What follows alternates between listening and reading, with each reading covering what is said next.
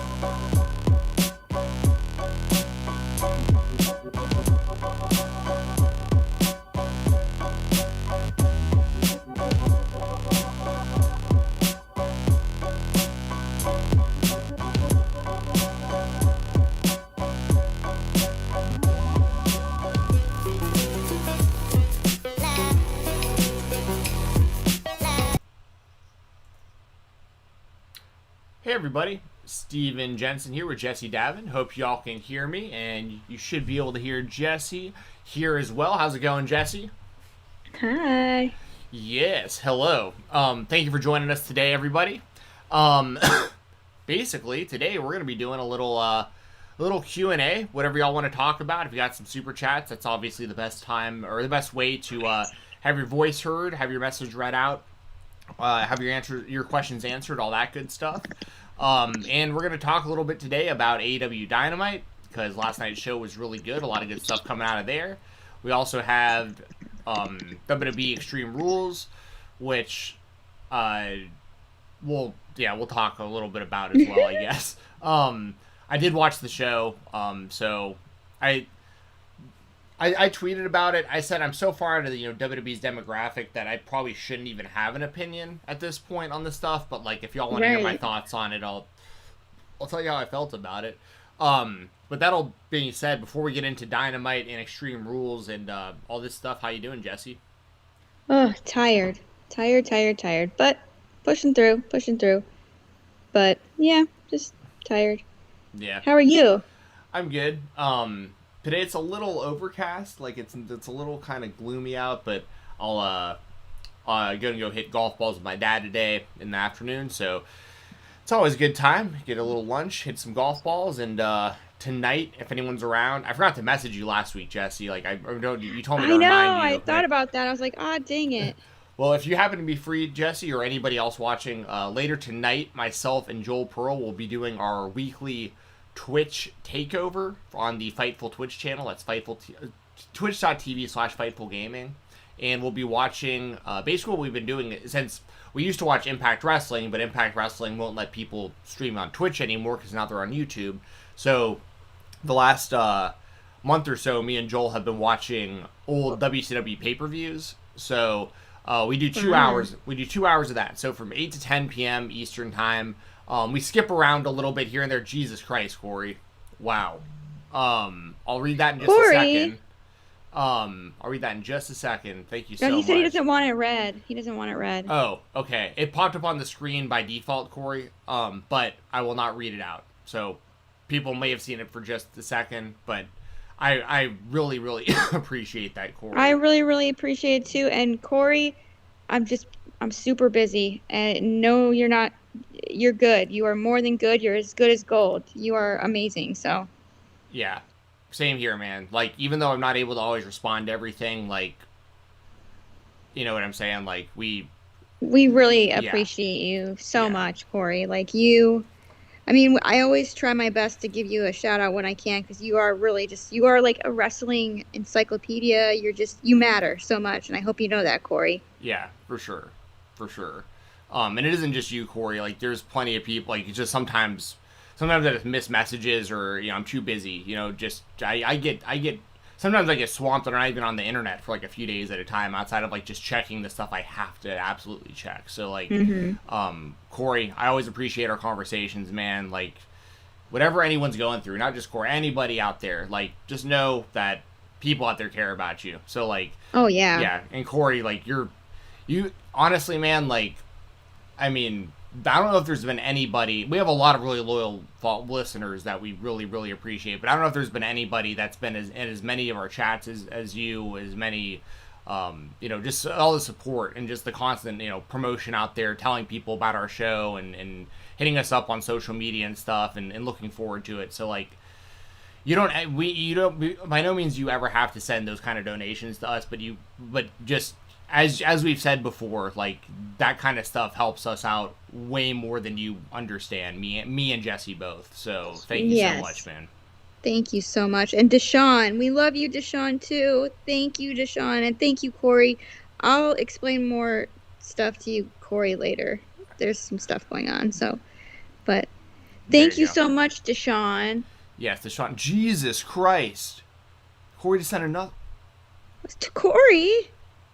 Oh my God. Dude, just know you are not obligated to do this, Corey. I don't want you to feel like you are being pressured in any way, shape, or form to be doing what you're doing right now. But know that this is, like, that's humongous for both of us. Humongous. Yes, it is. Thank you, Corey. And Deshaun, you as well. Like, anyone sending it, like, even Corey. Whether it's 99 cents or $100, like, all of this gets split between me and Jessi, and, like, this is how Jessi has money with her kids. This is how I, eat throughout the week. So, like, this is humongous from all y'all. Thank you so much. I don't want to miss Deshaun's first super chat. It said, "Hey Steven, Jessi, how are you guys? Who do you think will eventually beat Reigns when he beats The Rock? And how are the kids, Jessi?" I'll let you answer both those, then I'll go after. So who do you think beats, if we're assuming Roman Reigns in this question, we're assuming Roman Reigns beats The Rock, at WrestleMania, whenever they wind up finally doing that. But who do you think beats Roman? And also, how are your kids doing? Ooh, that's a good question. I don't really have a specific name that I can think of off the top of my head at this moment, but I would assume it's not going to be like a veteran. It's going to be an up and coming. It's going to be Steiner's kid. Dude, that's not a bad option, though. It's going to be Steiner's kid. It's going to be up and coming. It's going to be not a passing of the torch, because Roman's still relevant, but a passing of the torch to the 2.0. And that's what I think. And the kids are good, keeping me very, very busy. Very busy. Had me passing out last night in the middle of Dynamite, exhausted. Evil, there you go. And I like that idea a lot. I actually wouldn't have even thought about Braun Breaker, but it's just because I haven't followed the new NXT really at all. But what I have seen, like what I have seen of Braun Breaker slash Rex Steiner or whatever, he looks really really promising. Like really like Yeah. if they push him correctly, part of me honestly, and I know this sounds kind of like me being an AEW shill and all. I mean, I'm wearing the t-shirt, they're my favorite company, yada yada, but like part of me honestly thinks that like the reason that they're not calling him Steiner is because they're already like foreseeing a few years from now him leaving and going to AEW and then using the Steiner name.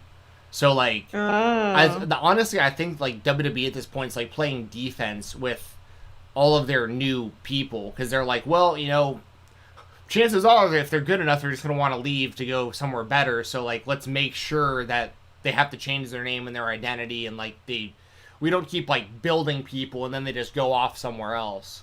Because I don't know why else you wouldn't call him Steiner, because like that name alone lends so much credibility. And part of the problem with the Braun Breaker name, there's two. One, there was already a Braun Strowman. I know it's spelled differently, but it sounds the same. And two, like, you see that guy and what he looks like and what he's wearing, and you're immediately like, that's a Steiner. Like, right, it's a Steiner. Exactly. You can clock it. Yeah, but I love that idea, Jessi. That would be my favorite pick right now, too. I think that the most likely choice, it totally depends on heel or babyface situations when it happens, but the only person I could see that's been put in a position at all like that by the WWE, like on the main roster, is maybe Omos. And that's only because, like, I know he's going to be the champion. Like, I know it's either going to... But I don't know if it's going to be on Raw or SmackDown. I know they're doing another draft. I'm not necessarily saying I want Omos to beat Roman Reigns. I'm just saying, I guarantee you guys, anyone watching this, Omos will be either the WWE champion or the Universal champion within the next 6 months. That's my... You think? Wow. Yeah, they are going to... They're in desperation mode right now of, like, having to keep bringing back legends and stuff, and like the only outlier they've created amongst like the newer people is Omos, who's very green and not ready for this yet, but he's so humongous and can move good enough that like I could see them trying to make a massive star of him like as fast as possible to at least get some sort of press of like, who is this guy? Like maybe get something in mainstream media. Like WWE's got this 7-foot+ dude as their champion. Like, who is this guy? Like maybe you can do something there. But as far as Roman, that's the big problem though that we talked about a lot on the show is like so I love that they've created the outlier with Roman. Like I love that he's like head and shoulders above everybody else right now in the company. But what they should have been doing over the last year and a half, 2 years or whatever, is taking like 3 wrestlers that they think could potentially be the next star and having them almost like competing for a year of like, hey, like you and you, like you, I would just pick 3 random names. Like granted Adam Cole's not there anymore, but you could have looked at it and been like, all right, you got like Adam Cole, Matt Riddle, and I don't know who else is doing well right now. Kevin Owens, whatever. You take like those 3 guys and you're like, all right, we are going to mega push all 3 of y'all. Whoever looks the best when this next year is up, that's who's going over Roman. So it's a competition. Ooh, like that's a good idea. And grab the brass ring. We're not going to micromanage everything about y'all. Like you say you can get over. You say you go out there and get over. And if you're over enough, you're the one going over Roman. But the problem with not doing something like that is there is not that person. Like, for them to build Braun Breaker from now until, like, I mean, granted, maybe within the next year, maybe it's possible, but, like, you'd have to, I don't think it's possible to put Breaker in that spot within the next, like, 6 months if, like, that's the timeline for Roman to lose. Once again, I don't know when they're going to have Roman lose. That's the thing. Who knows? But I don't know. But it's a great question, Deshaun, and I don't want to spend the entire show on it because we only have about an hour today.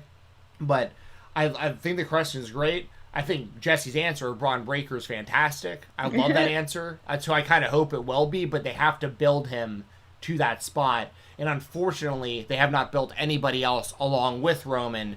Nobody on the current Raw or SmackDown roster, I think, has a chance in hell against Roman, personally. No. The only person I'd be interested in would be Riddle, but they would have to mega push him from now until then. Like, he could not lose from now until then. And I just don't see that happening. But I do like that they pushed him on the show lately.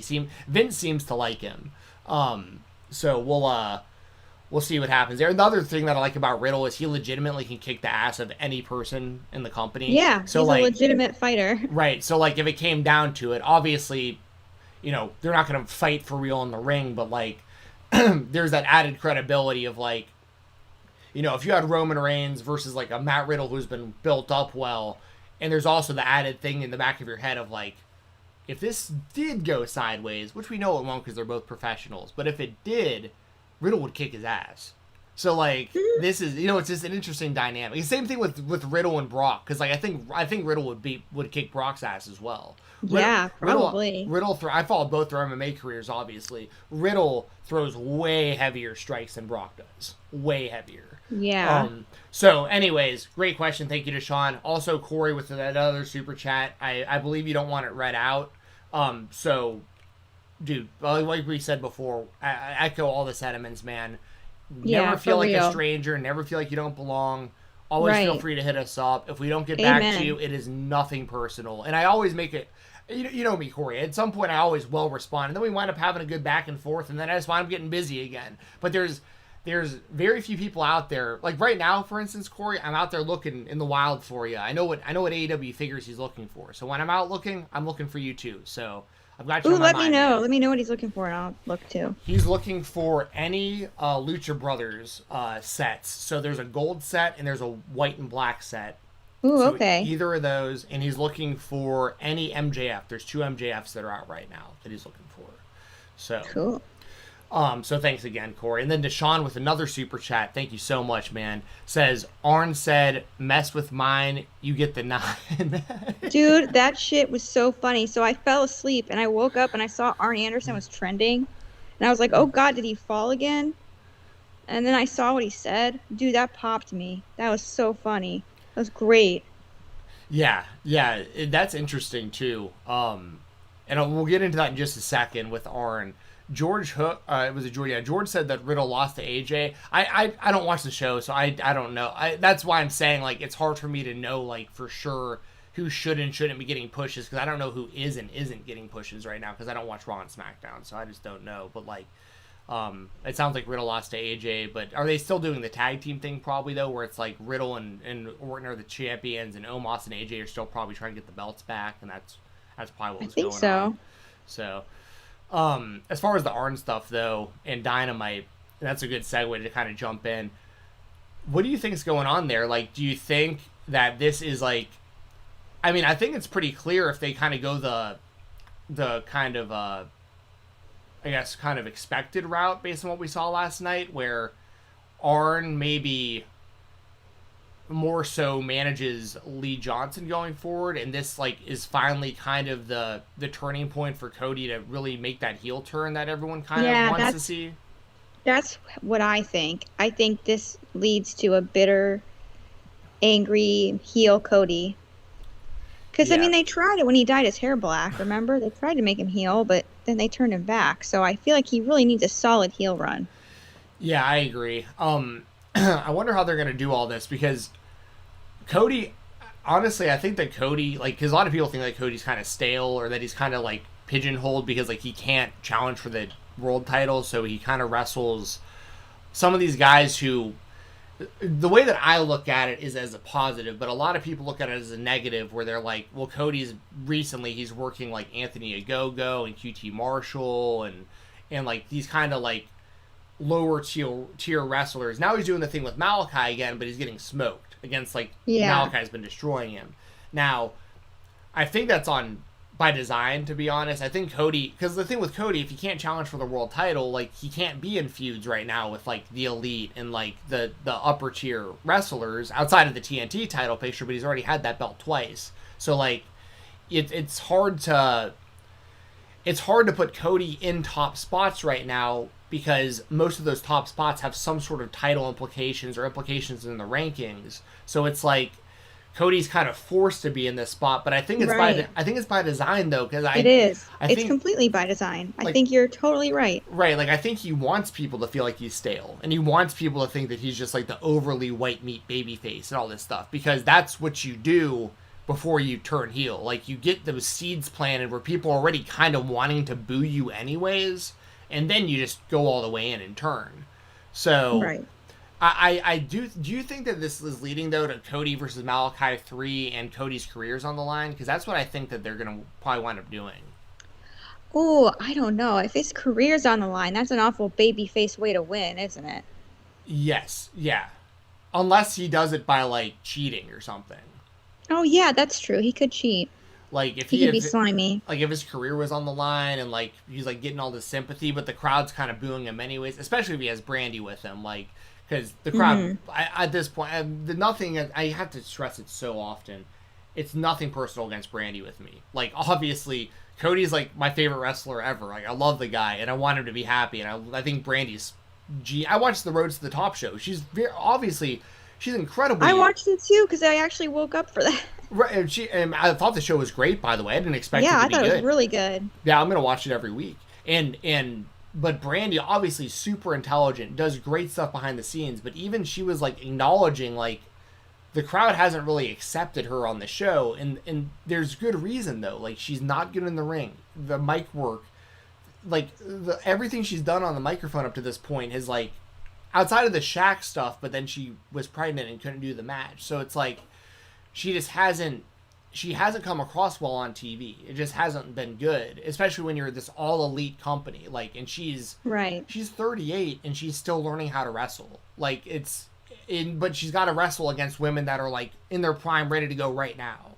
You know, so it's like, so I think there's a big disconnect there between Brandy and the audience. So I think when she's with Cody, it's going to lead to more boos. And just like it did at her in the match against Malachi, this last one.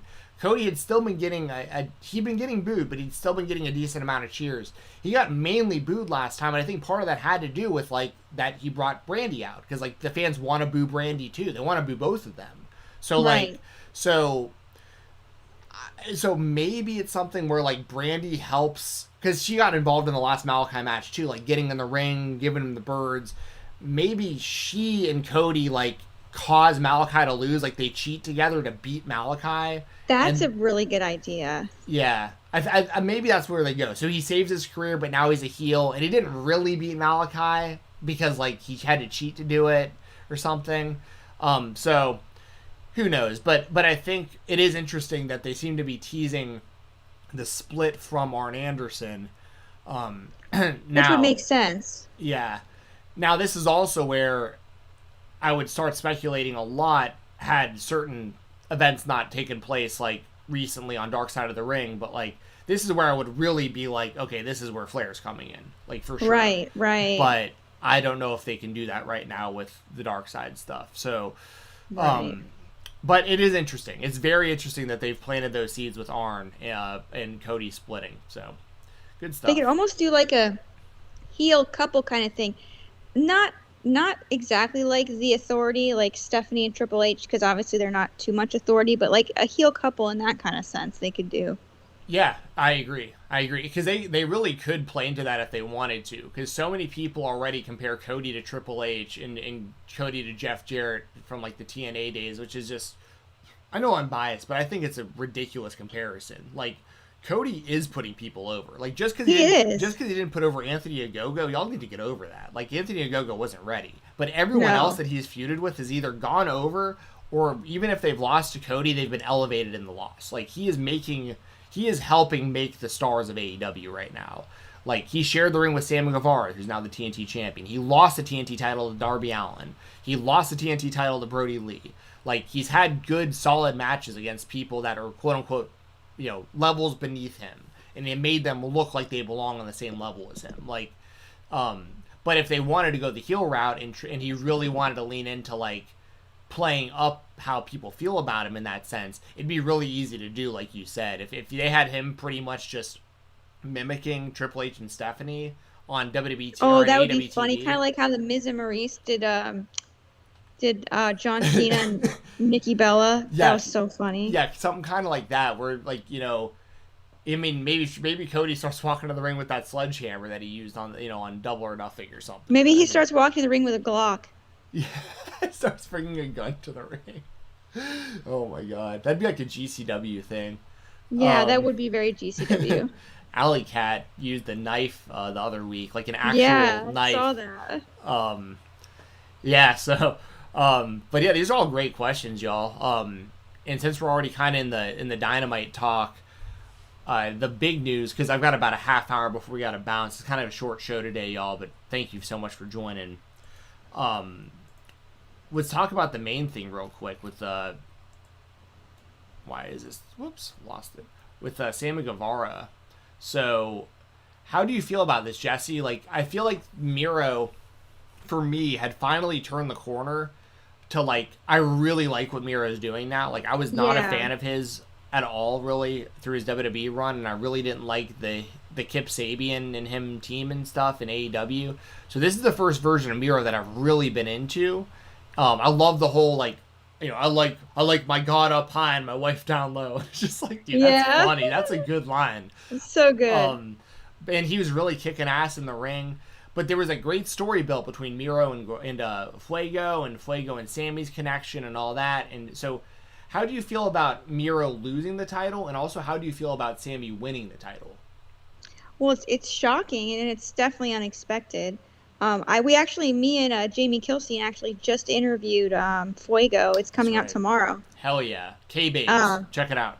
Yeah, it's on K-Babes, so it's crazy because he was really putting Sammy over, and we were really just hearing about their friendship, and we were kind of talking about all this stuff. It was kind of crazy. And Seahawk on Twitter, yep, he said it best. He said, I was really wondering what it was going to take to bring Miro down, and what it took was someone properly motivated. Because if you think about it, no one's really had like a story arc to beat Miro. He's just kind of had challengers. I mean, obviously Fuego had the car situation and all that, but yeah, but it all built to this. It really all built to this, and it makes sense. I'm interested to see what they do with Miro now. I don't know if this continues or what's going to happen, but I thought it was a really cool babyface moment. It was a big surprise. Yeah, I couldn't agree more. It was a great, and it was also the show last night being in Rochester, which is Brody's hometown, and like him being so synonymous with the TNT title. So that's right. So like it was cool that match main evented for that championship, and then like it spotlighted it even more with Sammy winning, and then on top of that, just because I don't want to forget to bring it up, on top of that, they killed a few birds with one stone, or as Ricky from the Trailer Park Boys would say, they got two birds stoned at once. Where basically, like, I was watching Road to the Top, and during the commercial break, they cut to a live interview with Sammy Guevara, and I'm like, wait, is this a part of the show, or where's this happening? And I realized, like, oh, they're live right now during the Road to the Top commercial break. And Guevara is cutting a promo as the new TNT champion, and he's looking through his phone on Twitter, and he's like, people are already challenging me for this belt. And then he reads a tweet from Bobby Fish, who, is currently signed to MLW. So the Forbidden Door is getting kicked open again, and it's going to be MLW's Bobby Fish against Sammy Guevara for the TNT title next week on Dynamite, which is awesome. That's so cool. And I've been saying it for a while. Like, MLW, I knew they were going to get involved in this at some point. And MLW has a pretty stacked roster right now for this upcoming season. Like, yeah. Or sorry, I shouldn't say upcoming season. Technically, it started. They're like 2 episodes in now in their new Fusion Alpha season. So, and you all can watch that, by the way, for free on YouTube. Great show. Oh yeah. But yeah, I think it's awesome that MLW is involved now officially, and Sammy Guevara versus Bobby Fish is going to be a badass match, and Sammy is going to be a fighting champion. I think that's the whole thing. Is like, I think Miro was a fighting champion too, and it's just going to be 2 different types of champions. I think Sammy Guevara, I think, is going to be like the proud, like cocky. Yeah, kind of cocky, but like really not in the same way Miro was, in like a Chihuahua kind of way. Right, true. Yeah, I think he'll take on all comers, like anyone, Yeah. almost open challenge again maybe, but Miro was like this just unbeatable force, whereas I think Sammy's gonna have to really earn all of his wins. Right. For And sure. and I think Sammy was a great option too. Like they've built him since day one of AEW, so like Yeah. I have no problem with him winning at all. And you had mentioned also, what do you do next with Miro? I think so. I don't want AEW to be similar to WWE from the sense of like a lot of the time when a mid card champion, and I shouldn't even call the TNT title mid card title, to be honest. It's almost on the same level as the world title. Yeah, it really is. But I don't like the idea of when somebody loses I'll call it a secondary title, and then their next feud is for the world title, because it's like, you just lost a secondary title. Why would you be the number one contender Right. for the main title now? Right. If anything, the person who just beat you for the secondary title should be the number one contender for the main title, because they just beat you. Yeah. But that said, I do think Miro should be in the world title mix. I just think that it's going to be something where now that he's lost to Sammy, maybe Miro just goes on another run of destruction, and like he beats up everybody for the next the next couple months. Maybe you get like him versus like Lance Archer or something, because both of them have been really protected. Yeah, That would be dope. yeah. So we'll see. But the good thing is I have faith in AEW. I know they know what they're doing. So like, Yes, for sure. so this really is a good situation. Like I think this will eventually. You know what will probably happen? Lana will probably debut like next week. I hope just as a manager. Same here. I don't want to see her wrestle. Nothing against her personally. It's for the same kind of reasons I don't want to see Brandy. It's the same. But I do want to hear Lana on the microphone, and I think maybe that's the thing, that because you have an opportunity now where it's like Miro lost, he's vulnerable. Does Lana come in and like straighten him up now? You know what I mean? Right. Reform him. Right. Like he needed his hot, flexible wife to be at his optimal performance level, and now he's got her. So now he's back. Now he's better than ever, or something. Right. But so like I think it'll help. Ultimately, it will wind up helping Miro, and this Sammy Guevara 1,000,000% deserves this. So like this is great all the way around. I loved it. What else was there from this show that we should definitely? Well, the Dark Order stuff, that was really cool to see with Brody Right, Lee with Jr. and negative all one, that. and yeah. Yeah, and then them kind of teasing like that, Uno and Grayson were gonna like walk out on the Yes. match, and then His wife came out. yes, Amanda Huber came out, and yeah, it was like, y'all need to work together. This is bullshit. And, like they went back and got the job done. Any additional thoughts on the kind of the Dark Order's presence on this show? Because this was really. Well, I think it was important to have the Dark Order be a stable, especially on this show, in this place, in that location, on that night. It's really interesting what's going on there. I think eventually it's going to lead to Hangman Page coming back and straightening them up. I'm not sure. I feel like that's kind of the missing piece right now. I feel like he was kind of the glue that held them together. Now that he's gone, they're kind of falling apart. Yeah, I don't think you can break up the Dark Order. I think you can have people leave, but you can't break it up. No, I agree. But it is, but you know what? It's almost oddly human, which is weird to say, because I know it's like pro wrestling and all that, but it's oddly human to say, like, everybody has like their troubles. There's always like relationship hiccups or whatever. Maybe that's just what the Dark Order's going through, because I don't feel like I have to. It's not like WWE where I have to catastrophize immediately and go, oh God, they're breaking them up. Right. You know what I mean? AEW has a much more human fluidity to it, which, ew, that sounds really gross. But you know what I mean? Yes. It has It has a human more fluids. human emotional curve Yeah. than something like WWE. And so you're able to kind of step back and go, hey, I can relate to this, and kind of like set it on the back burner and realize it's not going to be all or nothing. Right. Very true.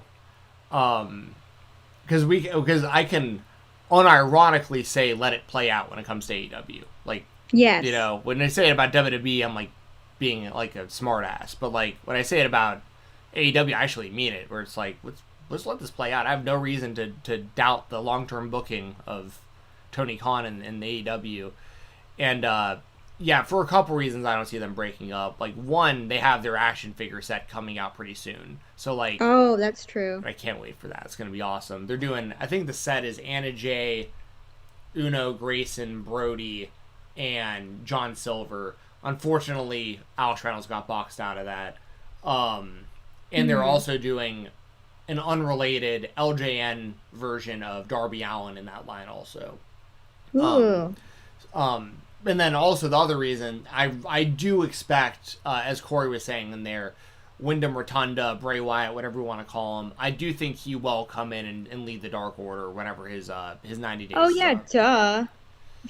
So, I think that's who's going to, like, really bring them back together. But I think Hangman could be loosely involved still as well. Yeah, I forgot about him. I forgot about Wyndham Rotunda. Yeah. My bad. And well, it's all right. And the only thing that, we have to wait on is I think he's dealing with that 90-day non-compete right now. So, I don't know Yeah, I wonder when his 90 days is up.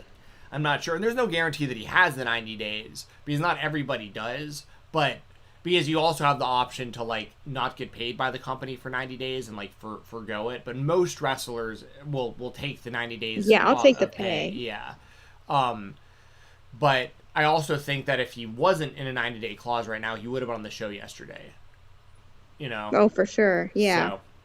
So yeah, all good stuff. I love the Dark Order. I'm looking forward to Hangman coming back, though, soon. Because I do think that's going to be a part of the story of Hangman winning the title eventually from Omega, is him coming back and, like, helping the Dark Order a little bit. I think they'll both mutually help each other a little bit, kind of get through kind of, like, the problems all of them have been dealing with. Like, Dark Order's been dealing with problems, Hangman Page has been dealing with problems.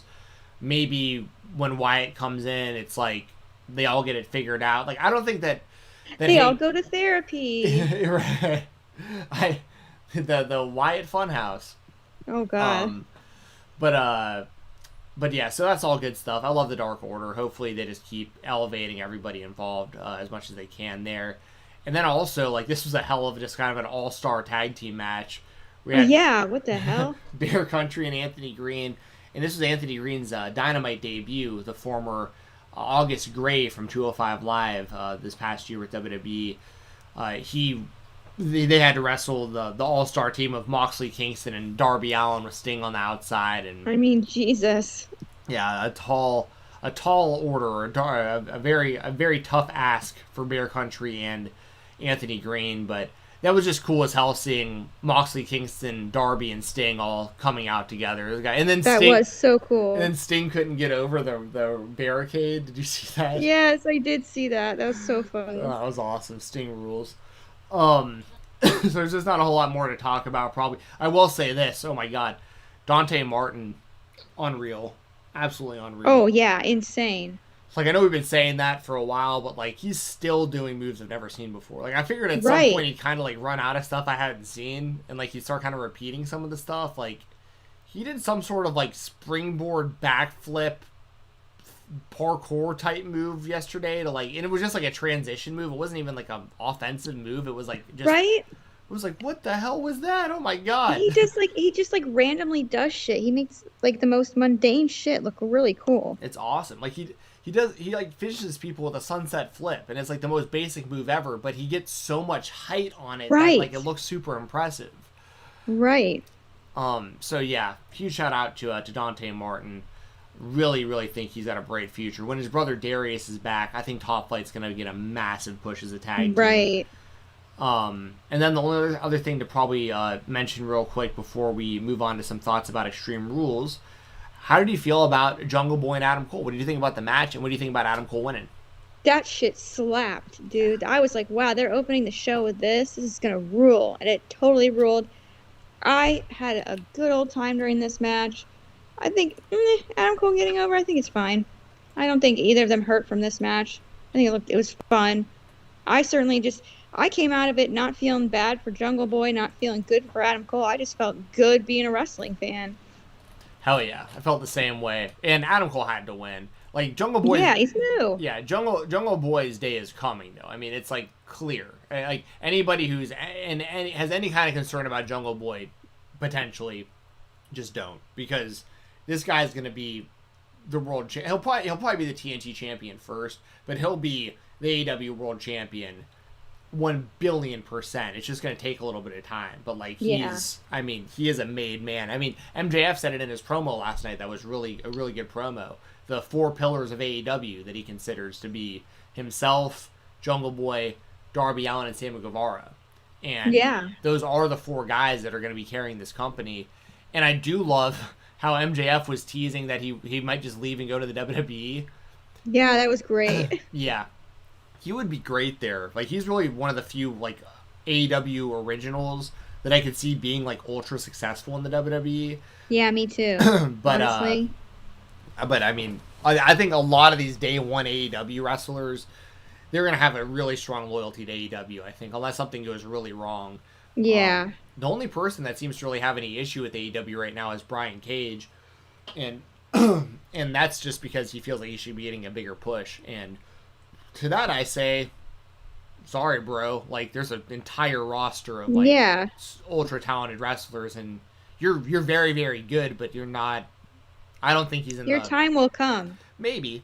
And it already, I mean, it's like, what more do you really want? Like, they gave the FTW title, like, and granted, like, they didn't do anything with the belt, but he, like, does he feel like he should have beat Omega, or sorry, should have beat, Moxley for the title and stuff, like, the world title and all that? Like, no. I don't know, shouldn't have. I think Cage is a really great talent. I think his look, he looks very impressive. He's very good in the ring. He moves very good. Like, he's an all-around very, very, very good pro wrestler, but, like, I don't see him on the same level as, like, Kenny Omega or, like, even Cody and stuff at this point. I think he's damn good. But my point is, like, I feel like Brian Cage has been in a really good spot for his AEW run. So, like, if he's unhappy with what he's got... He's been on television quite a bit. Yeah, been featured this whole time. And so it's like, are you... Like, what do you consider to be... Like, in his own mind, like, what, like, where do you feel like you could have been pushed more, or where do you feel like you've been wronged or it's been unfair for you? Because if your answer is, well, I have him in the AEW World Champion, like, sorry, like, you shouldn't be the AEW That's literally World almost Champion. everybody. Yeah, you're like, right now you just shouldn't be. I mean, like, it's Kenny. Like, when Jericho was the champion, it made sense. You needed the big name. You needed the big name to carry the company when it first started, to get eyes on the show, and everybody knows Chris Jericho, and he had really good matches, so, like, that was great. You had Jon Moxley, very similar reasons. Super mega over with the crowd, having great matches, carried the company through the pandemic era, wonderful champion. Now you got Kenny Omega, in my opinion, the best overall wrestler in the world right now. Oh, for sure. World champion. Next should be Hangman Page, based on... It's either going to be Hangman Page or Bryan Danielson. Most likely Hangman Page. In either way, both of those guys are on a different level within the AEW universe as Brian Cage. I'm sorry, Brian. So, like... Yeah. So, but here's the thing. If you would just kind of... I hate to say it. If you would just kind of shut up and just keep doing your thing, like, one day you could be the AEW World Champion. Like, you have all the tools. But, like, there are people ahead of you right now that make more sense to be in those spots. And that's just the realistically what's happening. So, like... Oh, yeah. And that's the thing, too. Like, how could he be... He's been in a pretty damn good spot. So, like, right. I don't think he has much to really be complaining about. But that said, yeah, Jungle Boy and Adam Cole ruled. This is a match I'm sure we'll see plenty of times. But it won't be every week, and it won't be 50-50 booking. Like, maybe we'll see them wrestle each other again in a couple months, and it'll be fresh again, and maybe Jungle Boy gets the win then. I could even see a scenario where potentially, because now Danielson the way I think it's going to play out, I think you're going to get Omega continuing to... Sorry about that. Those were some of my new action figures that I bought that I guess I didn't balance well enough and they fell off my shelf. I think that, Omega's going to keep refusing to give a rematch to Danielson between now and, what's the next one? Full Gear, the next pay-per-view? Yes. Between now and Full Gear, Danielson's going to climb the ranks. So he's going to get to the number one contender spot by Full Gear. And Omega and Danielson are going to have their world title match, and Omega's going to retain. And then by Revolution, which is like January, February, that's where I have Hangman beat Omega for the belt. Yeah, that makes a lot of sense. I think that's probably the way to go. I don't think you should do it any sooner. Yeah, and I think that Revolution makes sense because, like, it's kind of the beginning of the year, kind of like a reset. Fresh start. Yeah. Revolution's also the same show that him and Omega had that insanely classic tag team match against the Young Bucks. So Hangman's kind of synonymous with Revolution. I think Omega might have won the belt at Revolution actually last year. No, that was the one with the explosion. Yeah, I can't remember what show that was on. That was Revolution, wasn't it? Yeah, I think so. I think it was because I think I remember it's kind of poetically worked out to where like Hangman and Omega had that tag team title match with the Young Bucks at Revolution, and then the following year at Revolution, I think is when Kenny won the title. So then the next year, have we already been a year into Kenny with the title, or has it been less than what? I'm so screwed up on the timeline right now. I think it's been a year, I think. But the point is that if they do the title change at Revolution, where a winner is coming, thank you, Timothy. That's right. That's why we're getting the. Oh, that's why yeah. The thing all screwed up. Because that was on free TV. I forgot about that. So the rematch was the explosions. He won the title at Winner is Coming, and then the rematch was when the exploding death match happened. Because Kenny cheated in their regular match, used the microphone to beat Moxley for the title, and turned heel. That's right. And I danced on a table, and I was super pregnant. It was incredible. Yeah.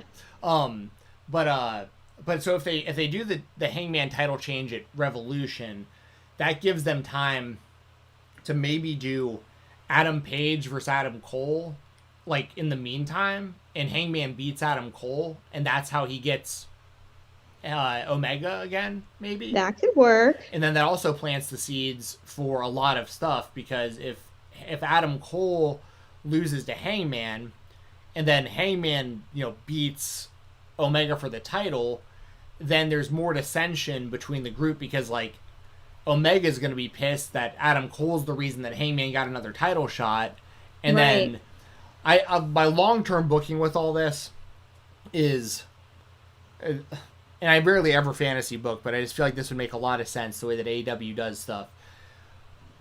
Hangman beats Adam Cole to get a title match with Omega. During that time frame, Omega gets more and more pissed off with Adam Cole, because they're already teasing on BTE that this isn't going to last long between Adam Cole and Kenny Omega. Like this is not going to be a long term, because I mean Adam Cole was killed by him before and doesn't know it, but that's all kind of in BTE lore. And Adam Cole thinks that the Young Bucks and Kenny started AEW. He doesn't realize Cody was a part of it. It is part of like the lore and stuff. So like, I think there's going to be a lot of dissension between Kenny and Adam Cole, and a lot of it's going to get amplified because Adam Cole is going to be the reason Kenny Omega even gets a title shot, or that Hangman even gets another title shot against Kenny. And then Hangman beats Kenny like we all expect him to, and then shortly after, the Young Bucks and Adam Cole beat the hell out of Kenny and boot him from the Elite. And it's just the super click of Hangman, of Kenny, the Young Bucks and Hangman. The Young Bucks and Adam Cole. I'm getting all screwed up. The Young Bucks and Adam Cole. Omega disappears for a while, comes back as a babyface with a Bushi to fight the super click. Yes. And I love it. And by January, the super click is the Young Bucks, Adam Cole, and Kevin Steen. So. Oh my God! Yes. Yeah. So. Whoo! That could be some good stuff. That would be so amazing. So, that's a very long way of saying I love Adam Cole versus Jungle Boy, and I think it makes total sense for Adam Cole to win. Jungle Boy's going to be just fine. He's going to continue to be one of the top guys.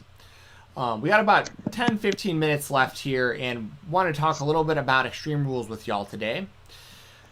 I said it on Twitter, and I mean this, and I'm only going to give it an opinion today because we're doing a podcast, and I'm sure some people would want to know how me and Jessi feel about this stuff. I honestly feel like I'm so far out of WWE's demographic that I shouldn't even have an opinion on Extreme Rules, and I don't mean that maliciously. I don't mean that to sound like an asshole. This really seems to me like the same thing if somebody was to be like, hey, I want you to you know, I want you to review the new Rugrats series. I'd just be like, Yeah. I just don't like. I like the old Rugrats when I was a little kid, but like Yeah. I don't really care about how the new CGI Rugrats is because like I'm 33 now. So like that's kind of how I feel about anybody asking my opinion of WWE at this point. Hold on, is there for real a CGI Rugrats? Or you just making that up? No, there is like there's a new What? series that came out. I think it's on Paramount Plus, and it's like Rugrats, Ew. but it's like CGI Ew. Rugrats. Yeah.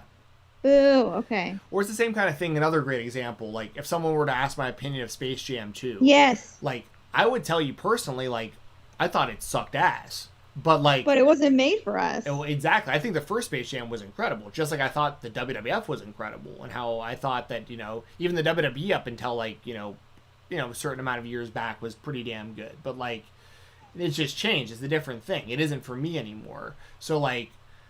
So that's my whole point when I say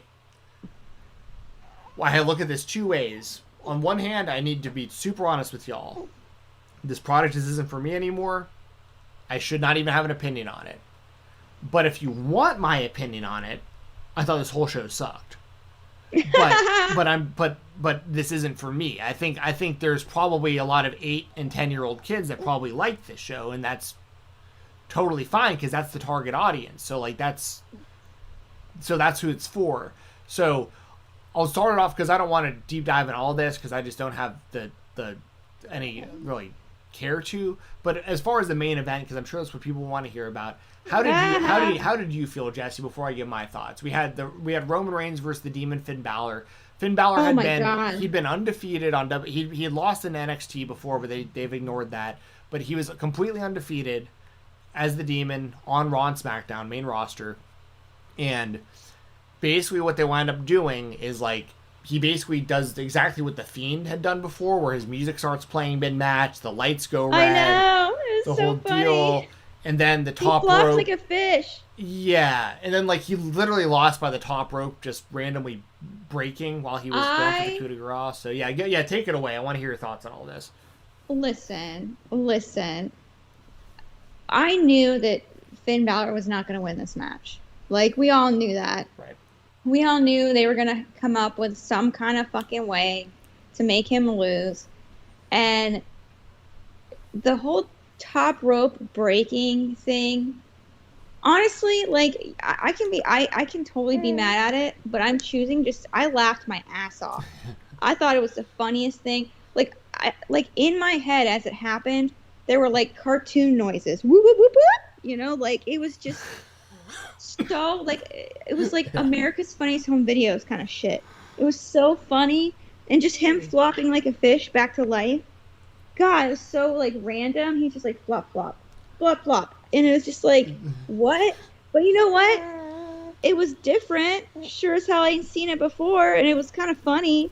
And it wasn't as infuriating as some of the other stuff they've done, but it was hilarious. It was hilarious. I just thought it was really, really funny.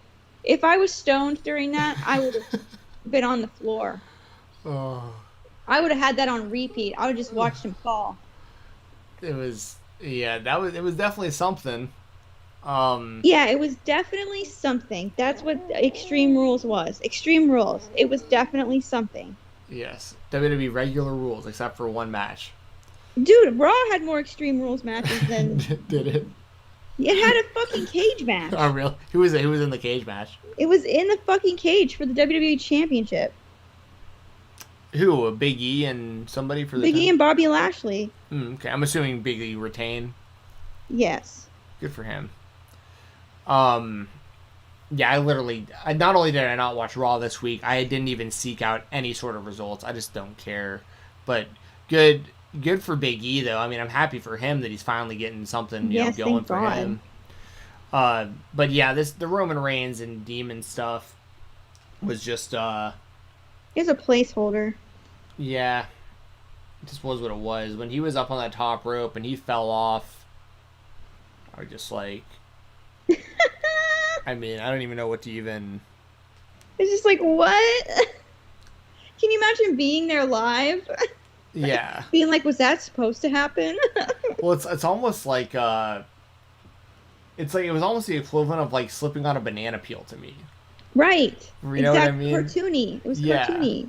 Like, the whole thing, because it's like the music's playing and the lights are red, and it's like he has this gigantic comeback, and you know, like you were saying, the doop, doop, doop, doop, and all this stuff. And he's up on the top rope, and he's getting ready to hit the coup de grace, and then it just like slips on the banana peel and then loses. It's like, oh, lame. Like, what was that? But yeah, it's kind of what I guess you kind of come to expect from the WWE. It'll be interesting to see how they try to explain it. If they do try, I mean, you'd imagine they try to explain it. You know, that'd be funny. We shall see. Because it's either gonna have to be an inside job from Roman and Paul Heyman or whatever, right? Yeah, Or they're something just like gonna, that. or they're just gonna ignore it and just be like, yeah, fucking. Just, I the would ropes not just put it malfunction past WWE. I would not put it past them to ignore it. Oh my god. Well, it was really sad too because like right when the match ended, they were immediately like, all right, so it's official. Roman Reigns, Brock Lesnar, crown jewel for the title. Oh, I know. Make it even worse. Just rub salt in the wound. Yeah, it's like, oh, so now we're just gonna completely forget about this whole situation with the Demon like this fast, huh? Someone in the chat asked about Chris Hero. I'd like to see him in AEW or Impact. I think he's got a good shot at showing up in Impact. His girlfriend and or I don't know if they're married or how close, but Rachel Ellering is already there. So, as far as other stuff on this Extreme Rules show that's worth bringing up before we get out of here, Poor Bliss got humiliated in her hometown as predicted. that whole thing is just so pathetic. Like, Wasn't she taking a break from WWE? who, Alexa? Yeah. Oh, I have no idea. Oh. If I were her, I'd just stop showing up. Eh. I mean, here's the thing. She's a fine wrestler. Like, I mean, It's good, yeah. like her and Charlotte's my favorite female wrestler in the world. Like in any company, like I love Charlotte. So like when they were actually wrestling during this match, like it was fine, but all the hokey bullshit. Alka-Seltzer. Oh, I forgot about that. Yeah, they tried doing the Little Giants thing. And Yeah, you could totally see the tablet in her mouth. yeah, the whole circle, a big ass circle in her mouth that was unmelted. I mean, just stupid. and it was like all about like her ripping up the doll and like Trying to put it back together. it's just bad. And then like Becky and Bianca was a no contest. Like it was a fine match for the match itself, but then like the someone ran in. I can't remember. Sasha Banks. That's right. Yeah. So it's like okay. So Bianca. So for any of y'all who were like, butthurt that Bianca lost the title to Becky, like, you might want to get used to the idea of Bianca not with the title because she is not going to be getting that back anytime soon. She's going to be wrestling Sasha again, non-title, and Becky will go on to do something different. Is there anything else even worth talking about on this? Like, Jeff Hardy was over. Jeff Hardy's always over. Like, I don't know. Jeff Hardy's always over. Just give him a fucking belt. For Yeah, God's you sake. might as well just put the world title on him. Like, I'm not saying like at the expense of Roman or Big E because I'm very happy for both those guys at the moment. But like Jeff Hardy, they really take for granted what they have with him still. Like he's, in all honesty, outside of like, I know there's other names you could throw into this. I'm gonna miss some, but honestly, outside of like if you're talking like Attitude Era, Hogan, Rock. Hogan was still around Attitude Era or after Attitude Era. Hogan, Rock, Austin, Triple H, Undertaker, like those kind of guys. Like Jeff Hardy is pretty much on that level as far as like if you were just to ask a random wrestling fan off the street who used to watch wrestling in the late 90s, early 2000s, they're all gonna still mark out for Jeff Hardy because they still remember sure. him as the guy who put his body on the line in all those crazy TLC matches. And like I have friends that aren't into wrestling at all, and every now and then, like they'll see that Jeff Hardy is still on the show, and they're like, "Hell yeah, Jeff Hardy!" Like they still love the guy. Like Right, everybody loves Jeff Hardy. yeah, like and the guy's had his demons and stuff, but like as long as he's there on the show, you really need to make the most of having him because guess what? He's gonna be all elite when his contract's up too. So you might as well Right? You might as well unless you're so afraid of him. Here's the thing. They really should be in a position where they do everything they can to keep Jeff Hardy at this point. Like give him world title feuds. Give him the Intercontinental title again or whatever. Like, make him an upper mid-card to main event level guy consistently so that he might actually re-sign with you when his contract's up. But Yeah. I think their mindset is like, let's bury him because he's going to leave anyways. Yeah, we don't like that. No, we don't like that. And we didn't like this show either. I thought the show sucked. But once again, if I was a little kid, this might have been great. So, like, I can't... It's just hard. It's hard to have an opinion on it right now. Okay, here's something that's worth noting with the Lily thing. Okay. Okay, so my oldest child, we cannot turn Raw or Dynamite or SmackDown. Well, we can do SmackDown, but we can't turn on Raw or Dynamite on until exactly 8 o'clock because usually there's either a scary movie on TNT or like Chicago PD. Sure.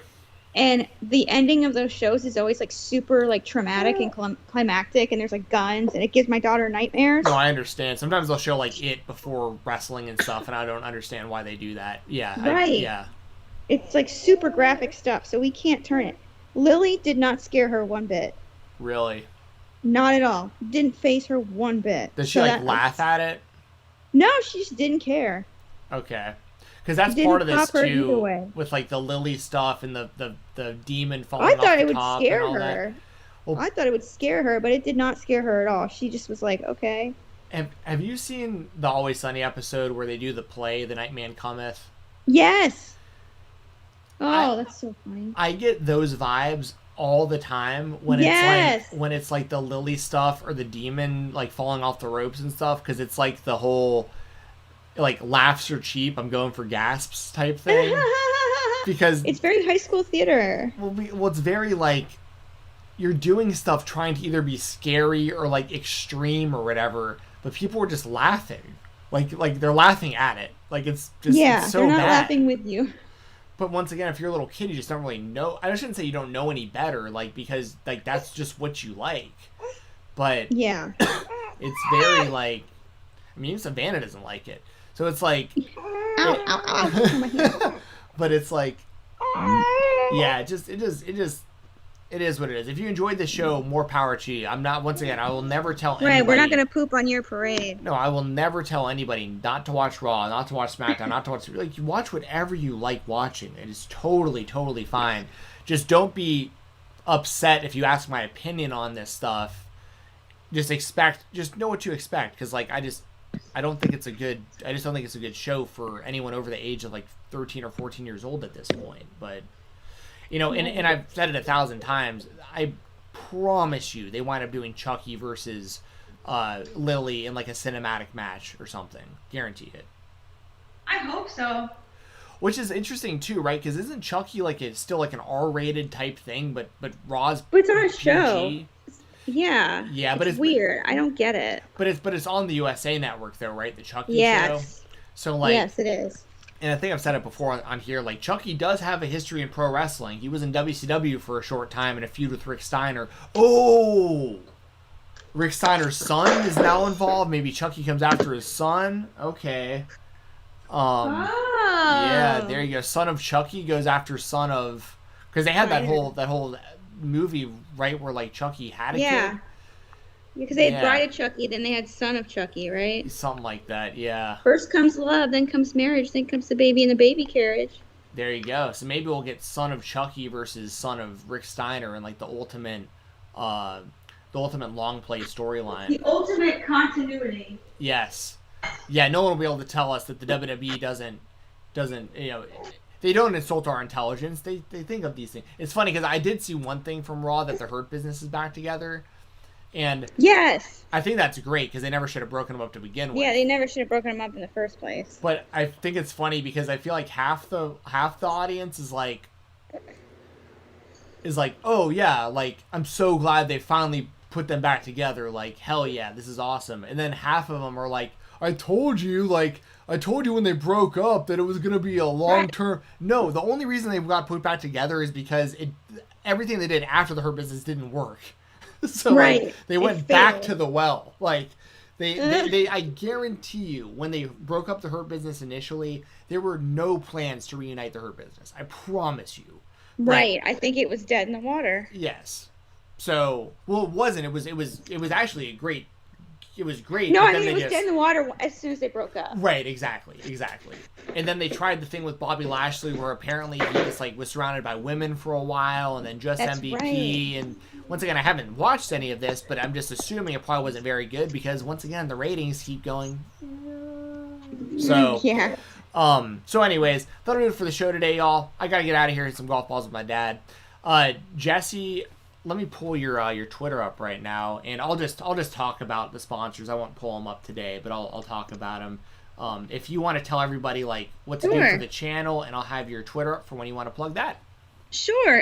Yeah, so we love our chat. Thank you so much to the chat. You guys absolutely rule. You guys are awesome. We want more like-minded people like you in the chat.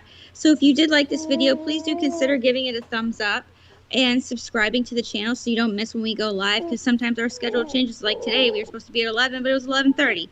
So please subscribe and turn that notification bell on so you don't miss anything that we put out. And you can always go follow me on Twitter, at Jessi the Buckeye, and go on my OnlyFans. That's the best way to directly support me, is my OnlyFans, onlyfans.com/Jessi the Buckeye.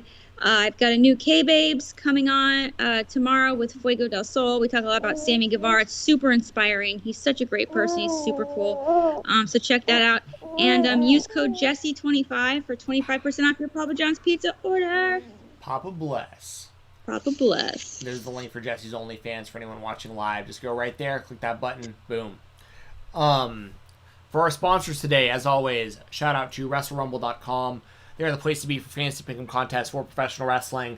Always a lot of cash and prizes on the line. There was $1,200 on the line total for the Extreme Rules pick'em contest, which of course is over by now because Extreme Rules has happened.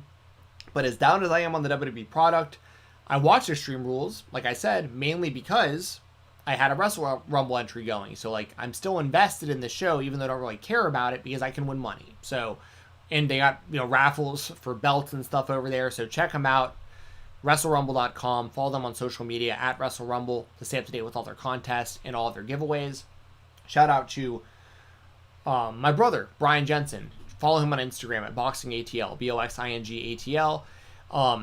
His gym right now is actually, he has a gym that's in like a workspace, like this complex, and his next door neighbor's business, or the business next to him rather, this laundromat, their roof caved in. So because of like state rules, he can't even use his gym until they fix that, which is like a big mess, and they're trying to figure out a new space. Oh my gosh. So now's a good time if you are anywhere outside of Atlanta. Well, even if you are in Atlanta, Brian will still be able to meet you in person and, at your business, in a park, at your house, whatever. But this is a great time remotely. If you need any help and you're not anywhere near Atlanta, Georgia, anywhere else in the world, Brian can do Zoom calls, Skype meetings, help you reach your goals. If you want to lose weight, get in better shape, you have any kind of neurological stuff going on that you need some help with, some dexterity work, some flexibility work, you want to compete at an amateur level or a pro level at any kind of combat sports, Brian's got you covered. Just follow him on Instagram at BoxingATL, BoxingATL. Hit him up. He'll get something worked out with you to help you reach your goals. And also, shout out to you, Music City Toys and Collectibles. They have a retail location at 101 West Main Street in Watertown, Tennessee. They're good people. They give you fair business. They got a ton of pro wrestling memorabilia. They do live auctions and stuff on their Facebook page. So make sure to follow them on all social media at Music City Toys and check out their new website at musiccitytoys.biz. Also, if you would be so kind, please use code FIGHTTALK on independentwrestling.tv or IWTV.live. They're both the same website, and use code FIGHTTALK, FIGHTTALK, one word with no space, and that'll help support us over there on independentwrestling.tv. And they currently have like over 5,000 shows that you can watch over there, so ton of great wrestling. You can follow me on Twitter at FightTalk_, FIGHTTALK_. Got the Fightful Select Weekender podcast every Sunday on FightfulSelect.com, talking independent wrestling. All the other stuff I do, I keep updated here. All things MMA for YouTube videos if you're into mixed martial arts. All that good stuff. My show with Doug on Tuesdays, live rounds. RVD Tito for Life YouTube channel. got a lot of stuff going on. It's kind of all over the place, but you know, if you enjoy the content, just follow me, and I try to keep it you know, updated the best that I can. Tonight on Fight TV, FITE, Fight TV, if anyone wants to watch a great show tonight, Violence X Suffering, VXS, is on tonight at 11 p.m. Eastern Time. Going to be a really good show. Got names like Jordan Oliver, Alex Zane, stuff on the show. Going to be really good. And also tonight, like I mentioned at the top of the show, twitch.tv/FightfulGaming. Myself and Joel Pearl will be watching some old WCW pay-per-views. Tonight, we're going to watch something from, I think, around the year 2001 when WCW was pretty bad. That's a lot of fun to watch just some... Oh, that is fun. Yeah, so if you want to join us, that's tonight from 8 p.m. to 10 p.m. Eastern, twitch.tv/FightfulGaming. And as always, with the big fights, the next Fightful Fight Night is going to be youtube.com/Fightful. That'll be not this Saturday, but next Saturday for the main event of the big boxing match. We got Deontay Wilder versus Tyson Fury 3. We're going to be live for just the main event of that next Saturday, October the 9th. So, that all said, that's all I've got. Jessi, anything left from you before we sign off of here? Nope. I hope everyone has a great weekend and has lots of fun, and go Buckeyes. Yes. Go Buckeyes for Jessi. Skol Vikings. You know we got your Browns this weekend. Oh, that's right. So that'll be fun. We might have to make a gentleman's bet. Yes. Yeah, we might have to. We'll talk to you. I'll talk to you about that. We'll text about that before the game. So I'll say Skol Vikings. I know Jessi's a fan of her Browns. This weekend we're going to be at odds, enemies. All in love, because I know we're both very passionate about our team. So there will be no trash talking, but we do want our teams to win. So yep. Yes, so thank you all very much for watching. We'll be back soon. Just make sure you're following both of us on Twitter. Make sure that you are subscribed. Make sure you give us a thumbs up. Hit the notification bell to know when we're going live. And follow us on social media so that you know when we're going live. We'll probably be back next Tuesday or something.